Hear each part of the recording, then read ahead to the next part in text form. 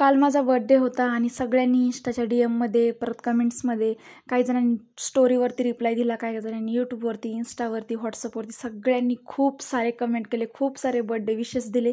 त्याच्याबद्दल तुम्हा सगळ्यांचं मनापासून आभार, अभिनंदन. मला खूप भारी वाटलं कारण की मी प्रत्येकाची डीएममध्ये एक एक मेसेज वाचत होते. किती भारी भारी कमेंट, म्हणजे किती भारी भारी मला विश केलं होतं ना. मला खरंच खूप भारी वाटलं. सगळ्यांना मनापासून खूप म्हणजे धन्यवाद. आणि आज माझा बड्डे होता. रात्रीचा 12 वाजता केक कटिंग करायचं होतं कारण की मला दुसऱ्या दिवशी गावाला जायचं होतं. तर रात्रीचं आम्ही पनीरची भाजी, चपाती आणि पुलाव भात आणि खीर बनवायचं ठरवलं होतं. तर राणी सगळ्यांना ना भाज्या वगैरे कापून देत होती. म्हणजे ती तर कोणता मेन्यू करत नव्हती, पण प्रत्येक मेन्यूमध्ये तिचा हातभार होता. तनू पनीरची भाजी बनवत होती, मी खीर बनवली होती कारण की मला खीर खूप मस्त अशी बनवता येते. आणि तनूनी पनीरची भाजी एवढी मस्त बनवली होती, तुम्हाला लास्टला समजेलच की खूप भारी झाली होती. आणि पुलाव तर सगळ्यांनी एवढा खाल्ला की बस रे बस. म्हणजे असं वाटत होतं किती खाऊ किती नाही, फार पोट भरलं तरी खाऊच वाटत होतं, पण पोटात जागाच राहिली नव्हती. बऱ्याच वेळ राणी भाज्या वगैरे कापत होती. त्याच्यानंतर ऋतिका ऑफिसवरून आली, तिला पण नको पुदिना, काकडी वगैरे कापायचं काम दिलं होतं. त्याच्यानंतर तिला भांडी घासायचं पण काम दिलं होतं. पनीरची भाजी रेडी होती, त्याच्यामध्ये फक्त कस्तुरी मेथी मस्त चोळून टाकली आणि म्हणलं मग पनीरची भाजीचं काय होईन बाजूला, कारण की गॅस तर काय एवढे नव्हते. त्याच्यामुळे आहे ना एक एक भाजी झाली का ती बाजूला ठेवायचं होतं. आम्हाला विश्वास बसत नाही, आम्ही बॅचलर राहतोय पण मोठ्या माणसांचा आम्ही स्वयंपाक केला होता. म्हणजे घरी जसं प्रकारे स्वयंपाक करतात ना एवढा भारी. म्हणजे आमची घरच्यांचे सगळ्यांचे स्वयंपाक, माझी मम्मी, त्याची म्हणजे राणीची मम्मी, कल्याणीची मम्मी, सगळ्यांची मम्मी एवढी भारी भारी स्वयंपाक बनवते ना. सगळ्यांचं गुण आमच्यात आलेले आहे असं आम्हाला वाटते, कारण की एक पण पदार्थ असं नाही का फेल गेला होता.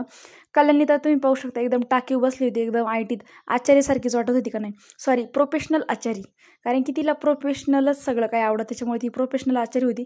ऋतिकाची भाजी वगैरे कापून झाल्यानंतर ती म्हणली मी भांडी घासते. पनीरची भाजी तर एवढी अशी भारी वाटत होती जसं काय बरं मोठ्या मोठ्या रेस्टॉरंटला मागं सारेल. आणि पुलाव तर तुम्ही पाहू शकता जसं काय 50 माणसांचं जेवण केलं. आम्हालाच विश्वास बसत नाही काय आम्हाला काय वाटतंय की नाही. त्याच्यानंतर परत थोडंसं तांदूळ ॲड केलं कारण की थोडंसं आम्हाला खरट वाटलं होतं. आणि कल्याणीने खूप मस्त प्रकारे पुलाव भात घेतला. पण आहे ना तिच्या हाताखाली सगळेजण होते, तिला ना सगळं हातात द्यायचं तरच ती करणार. आणि ऋतिकाचं तिचं ना काही काम करायला लागलं का भांडणं होणार नाही असं होऊच शकत नाही. सारखी भांडणं करते पण एकमेकींशिवाय एकमेकींना जमत पण नाही. त्याच्यानंतर आम्ही सगळेजण चपाती करत होतो, कल्याणी मी लाटीत होते आणि ऋतिका भाजीत होती. सगळेजण एकत्र करून स्वयंपाक बनवायचं म्हणलं ना खूप भारी वाटतं. आम्हाला असं वाटत होतं एखाद्याचं लग्न आहे की काय. तुम्ही पाहू शकता एवढे सगळे मेनू झाले होते, खूप भारी झालं होतं. आणि आम्हाला तर असं झालं होतं कधी एकदा जेवायला चालू करते. दीदीला तर पनीरची भाजी एवढी आवडली होती की बासरे बास. आणि ऋतिकाला सगळं काही आवडतं पण खात मात्र काहीच नाही. राणीला पण पुलाव खूप आवडला होता, तनूला तर सगळंच आवडलं होतं. कल्याणीला उपवास होता त्याच्यामुळे ती शांत होती, आम्ही त्याच्यामुळे तिची खूप मजा घेत होतो. आम्ही लई बोलायचं आणि ती बोलतच नव्हती.